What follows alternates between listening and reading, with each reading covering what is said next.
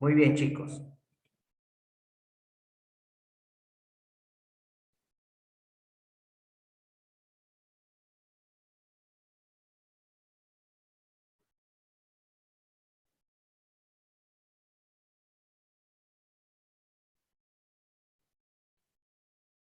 Hoy vamos a hablar sobre el tema que estuvimos haciendo ayer, de el romanticismo, ¿cierto? Vamos a ver por acá. Natanael, vamos con la primera pregunta. La primera pregunta es, ¿cuál es la primera pregunta, Natanael? La noticia, la de Electópolis. Hijo, estamos hablando de sociales, hijo. Estamos hablando de sociales. ¿Cuál es la primera pregunta?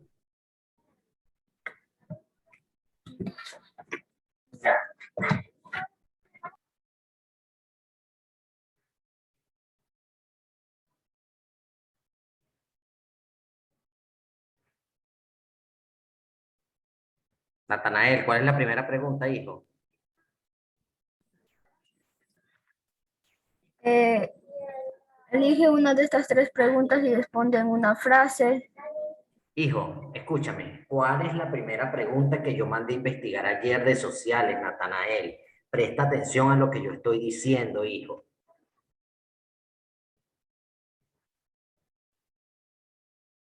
Isabela, Natanael no sabe lo que estamos haciendo. Alan, nosotros venimos de un receso, Alan. ¿Cómo me va a pedir permiso para ir al baño ahorita? Isabela, ¿cuál es la primera pregunta? Bajen la mano los demás, por favor. Es la identidad.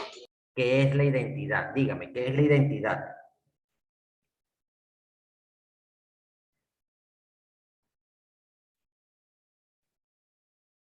Isabela,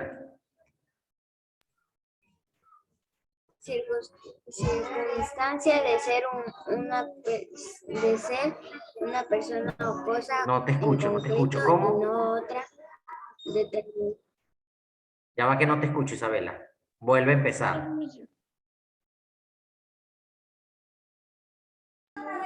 Circunstancia de ser una persona o cosa en concreto y no otra, determinada por un conjunto de rasgos o caracteres.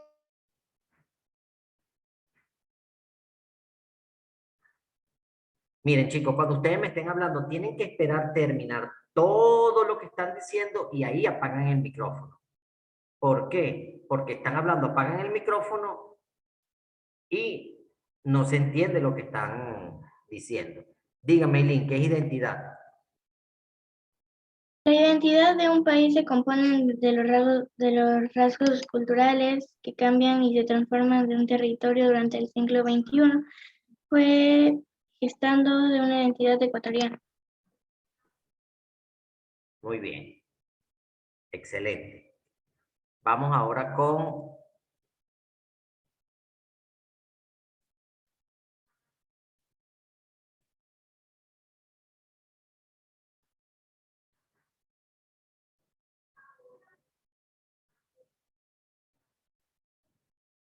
Danna. Vamos con la segunda pregunta.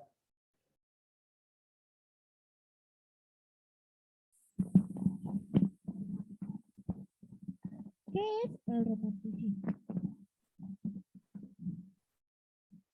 El romanticismo es un movimiento de arte o cultural. Es como una reacción revolucionaria contra la ilustración. No, Danna, no escuché nada.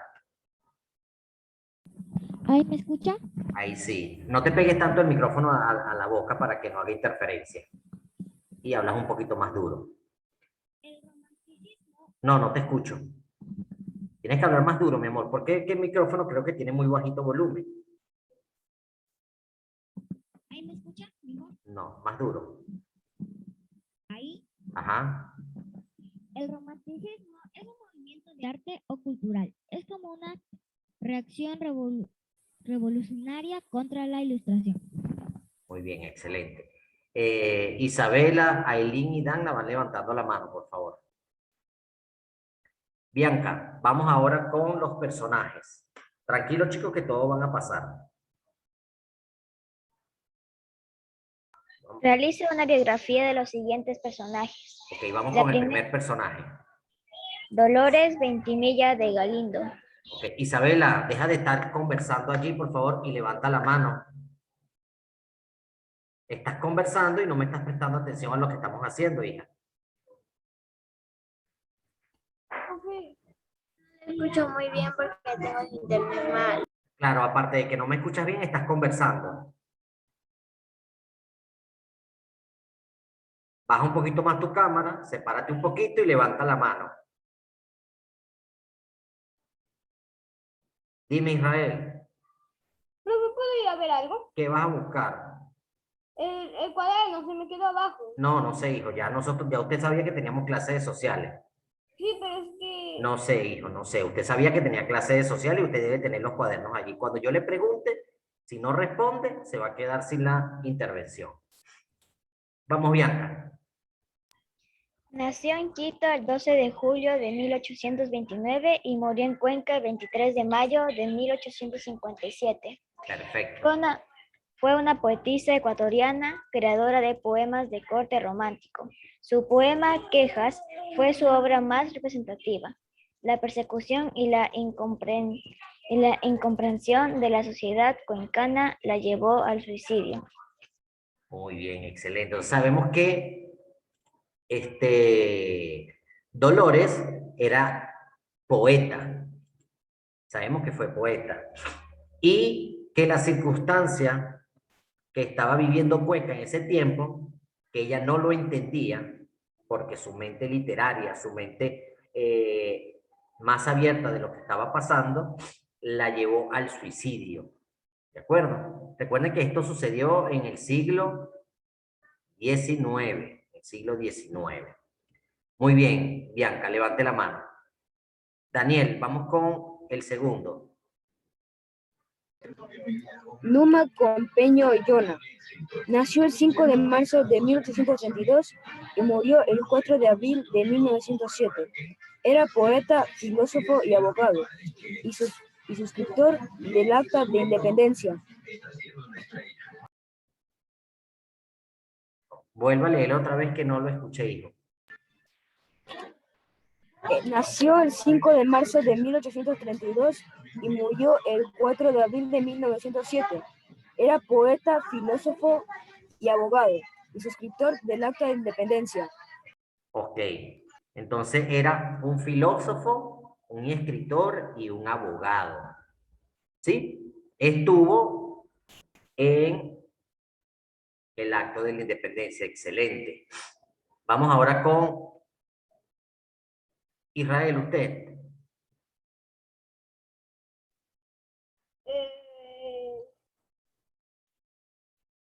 No tiene el cuaderno, ¿verdad? No tengo. Ok, perfecto.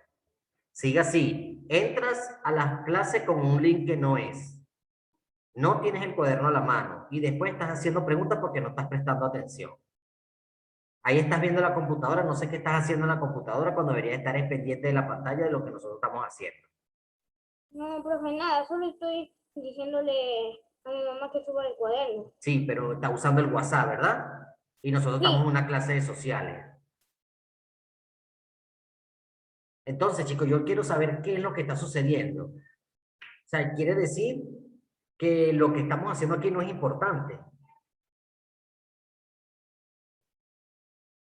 Yo mañana voy a entrar sin Apolo, voy a poner una clase de sociales y voy a dar lengua y le voy a dictar un tema de naturales y le voy a explicar algo de artística. Así lo voy a hacer mañana. Cuando usted me pregunte, no sé, es que yo estoy haciendo lo que yo quiero. Obviamente, si yo vengo a una clase, yo tengo que estar preparado. Todavía me paso de buena gente en clases anteriores diciéndole qué vamos a hacer en la clase siguiente. En la clase anterior le dije, ok, vamos a la clase de sociales, tengan el cuaderno y vamos a hablar del tema. ¿Sí o no les dije? ¿Ah? Sí. Estoy como cuando los profesores están orientando a los niños de primero, segundo y tercer grado. Esto lo vamos a hacer para que no. Ya de en adelante ya yo no voy a decir qué vamos a hacer, ni qué tenemos, ni qué deben hacer ustedes. Yo creo que ya ustedes están suficientemente grandes para saber cuáles son sus obligaciones. Tienen un horario. Tienen que saber qué materia viene ahorita, qué materia me sigue, qué materia tengo hoy día miércoles. Tienen que saber qué materia tengo mañana jueves.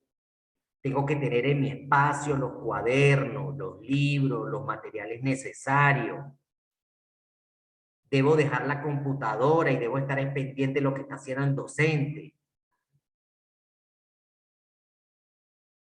A esa persona que le gusta escribirme en las tardes ya no le voy a responder. Ya se van a quedar sin que yo les responda. ¿Por qué? Porque no están pendientes en la mañana y en la tarde me están escribiendo. No son todos, pero los que están con esa actitud, que no son responsables en la mañana, no les voy a responder más en la tarde. Los voy a dejar en azul. Oja, de una vez le estoy diciendo, no es falta de respeto, es que no les voy a responder. Solo le voy a responder a las personas que están concentradas, que están pendientes, que tienen ciertas dudas. Israel, siéntese bien, hágame el favor. Y es pendiente de la computadora aquí. Yo no creo que su cámara esté abajo hacia las piernas, ¿verdad? La cámara está hacia el frente, la computadora está al frente de usted. O sea, la mirada tiene que ser horizontal. No tiene que ser inclinada hacia abajo, ni inclinada hacia arriba, ni a la derecha, ni a la izquierda. Es hacia el frente, horizontalmente. ¿Sí? Porque ahí está la pantalla. Vamos a colaborar, chicos. Todos los días, en una o dos materias, yo tengo que perder 5 o 10 minutos dándole una charla. ¿Ustedes creen que eso es posible? ¿Ustedes creen que yo, teniendo estudiantes de sexto grado, debo estar constantemente llamándole la atención por algo que ya ustedes deben saber?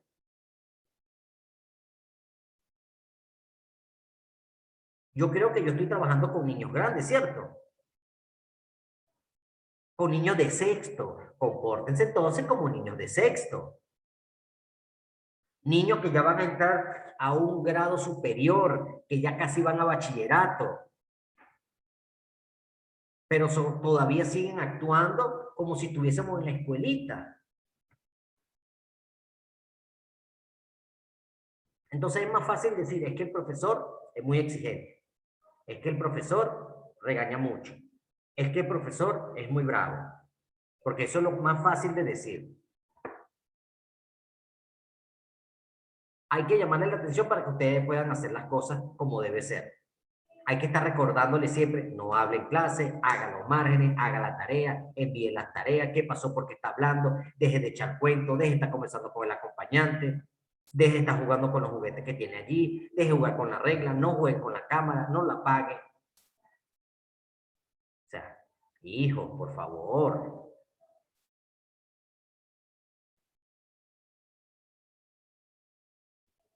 Yo le digo, ¿usted observó la clase grabada? ¿Observó por qué se le llamó la atención al niño o a la niña?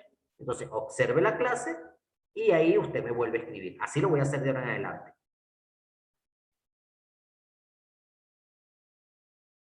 Porque aquí hay niños que generalmente son constantes los llamados de atención que se le hace.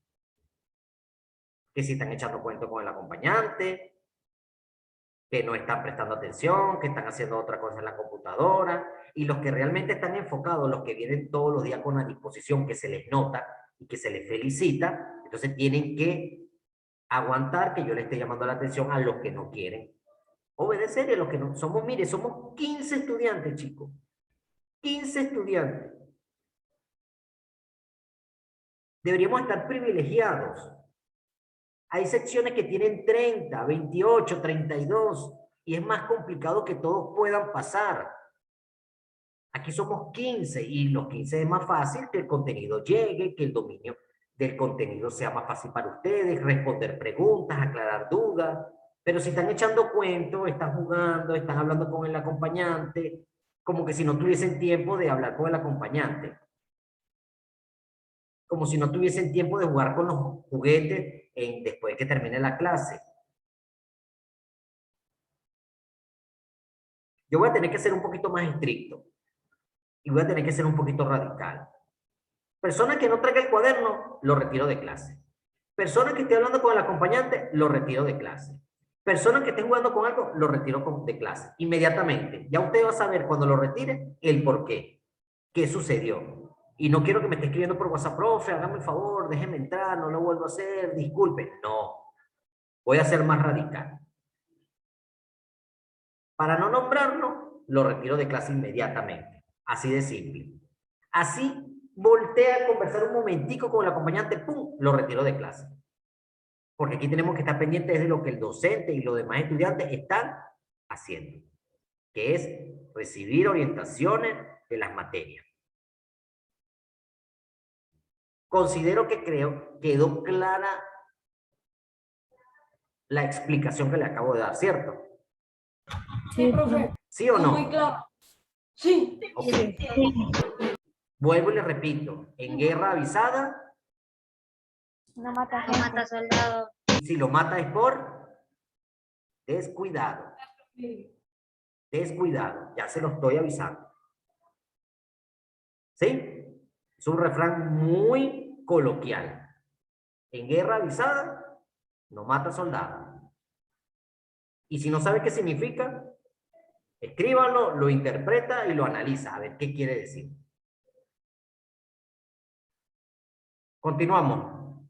Leonardo, vamos con el siguiente personaje. Juan León Mera. Juan León Mera. Juan León Mera fue un novelista, ensayista, político y pintor ecuatoriano.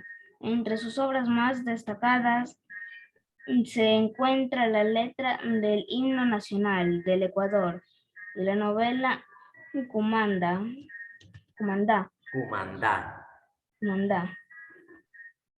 Además, en su vida política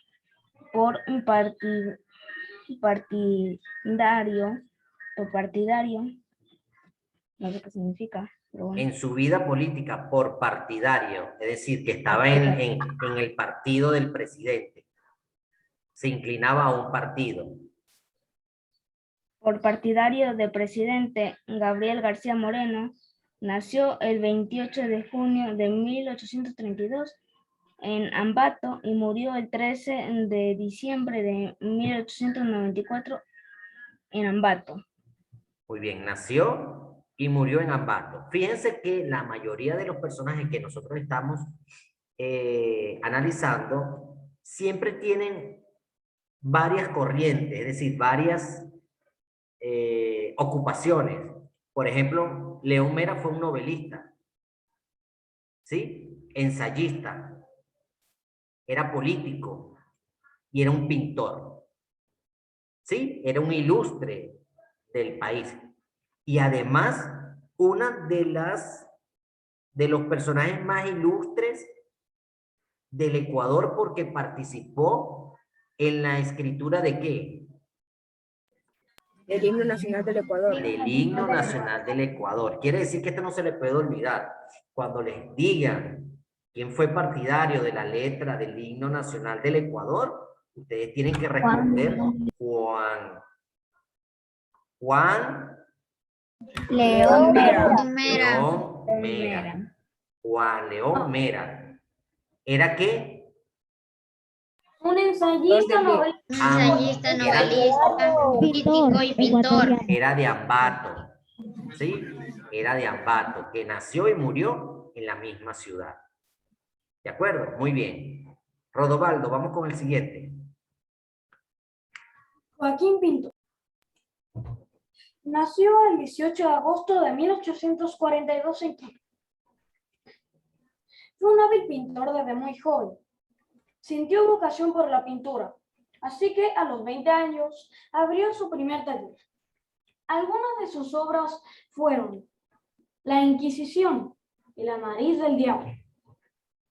Murió el 24 de junio de 1906 en Quito a los 63 años.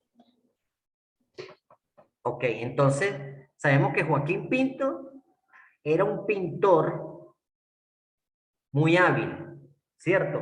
Un pintor muy reconocido. Que cuando ustedes escuchan Joaquín Pinto, tienen que saber que era un ilustre pintor. Ahora, que estuvo de la mitad del siglo XIX a la primera parte del siglo XX. Es decir, de la mitad de 1800 hacia 1900. ¿Verdad? Aparte de eso,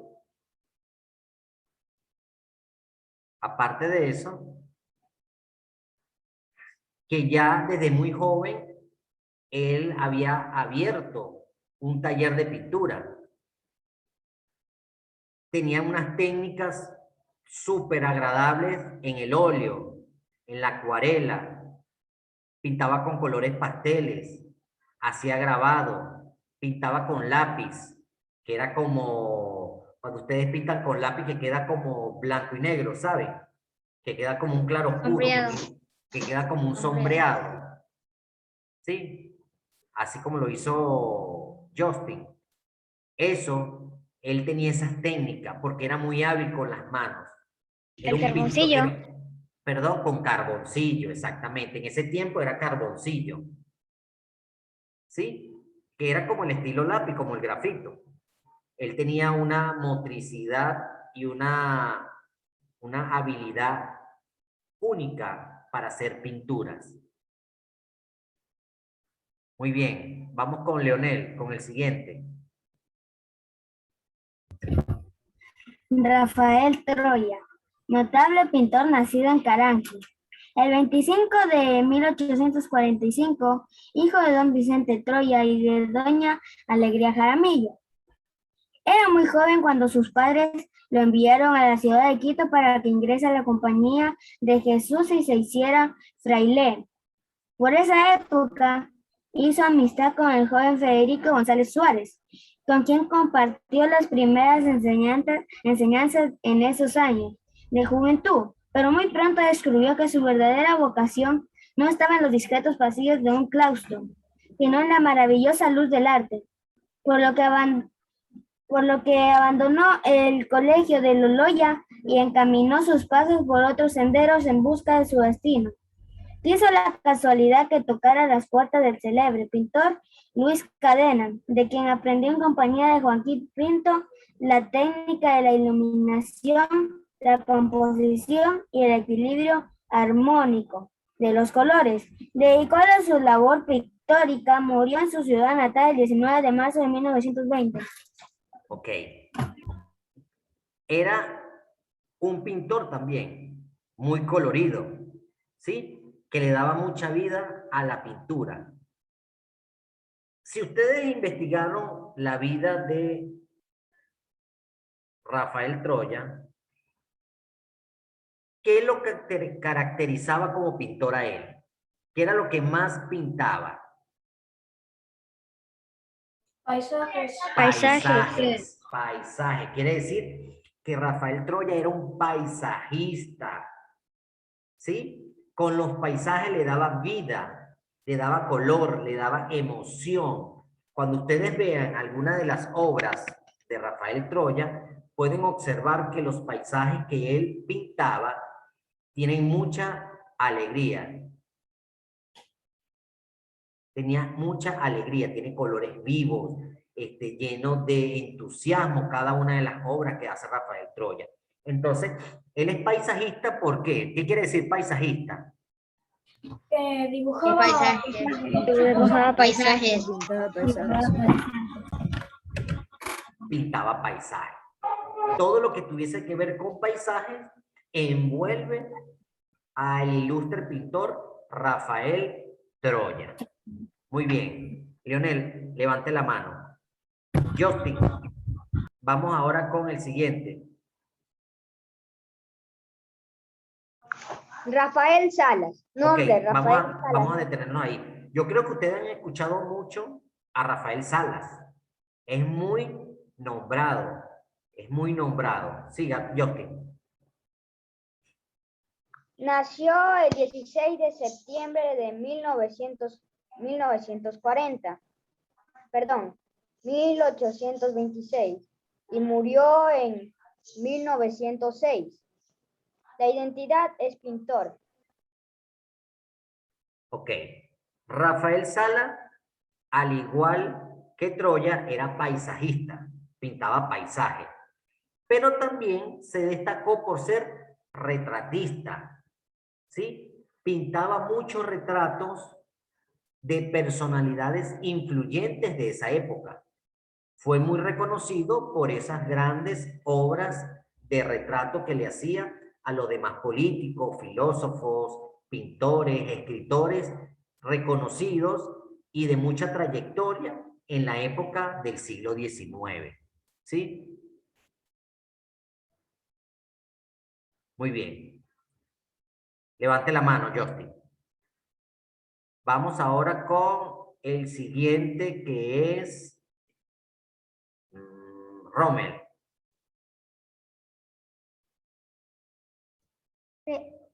Federico González Lorca fue un poeta de mayor influencia y popularidad de la literatura española del siglo XX y como dramaturgo se le considera una de las cimas del teatro español del siglo XX. Fue asesinado por el bando sublevado un mes después del golpe de asesinato del Estado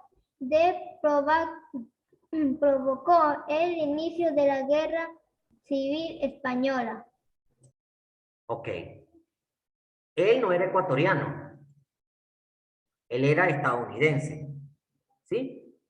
Pero fue una de las figuras centrales, o sea, más importante y más influyente de las pinturas paisajistas. ¿Qué quiere decir esto? Que él ayudaba, daba consejos a los demás pintores y muchos pintores se relacionaban con él. ¿Por qué? Porque era un excelente pintor de los paisajes. Aunque no fue ecuatoriano, ¿verdad? Viajó a muchos países y su ideal era los paisajes. Se va a caer la conexión, chicos, se conecta nuevamente.